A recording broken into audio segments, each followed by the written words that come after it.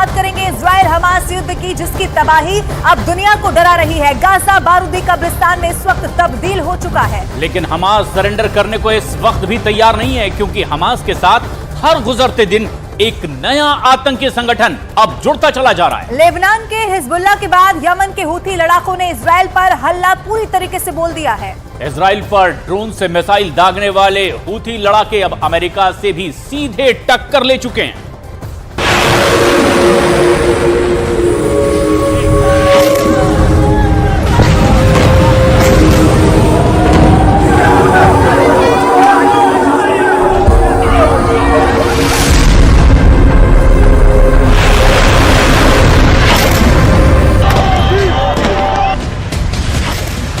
15 दिनों से इजराइल ने गाजा के अंदर 5000 से ज्यादा एयर रेड करके गाजा को कब्रिस्तान में बदल दिया है। लेकिन अब अचानक कुछ ऐसा हो गया है जिसकी कल्पना नेतन्याहू ने नहीं की थी। इजराइल के सामने सफल शासक माने जाने वाले गोल्ड मान्यार को भी ऐसी अभूतपूर्व परिस्थितियां नहीं झेलनी पड़ी थी। 6 डे वॉर में गोल्डा मायर ने 8 अरब देशों से अकेले जंग लड़ी थी, लेकिन इसमें यमन शामिल नहीं था। हालांकि अब वो जंग होने जा रही है, उसमें यमन भी कूद पड़ा है।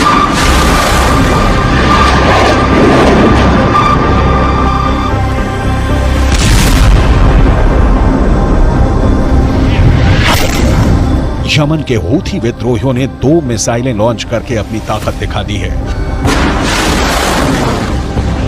लेकिन अब इजराइल ने भी इन हूथियों को जड़ से मिटा देने का ऐलान किया है, क्योंकि यह तय हो चुका है कि हूथी विद्रोहियों ने जो 3 मिसाइलें दागी थी उसका टारगेट इजराइल था।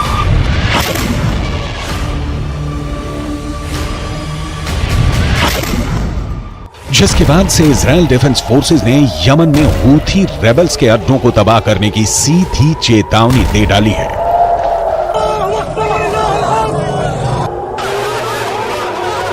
आईडीएफ के प्रवक्ता रियर एडमिरल डैनियल हगारी ने गाजा पट्टी के साथ लेबनान और यमन पर जवाबी हमले की जानकारी साझा की है।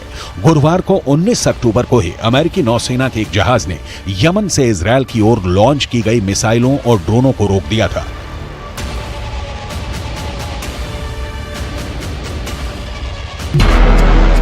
अमेरिका की रक्षा विभाग पेंटागन ने दावा किया था कि हूथी ने इजराइल के खिलाफ ड्रोन भी छोड़े थे।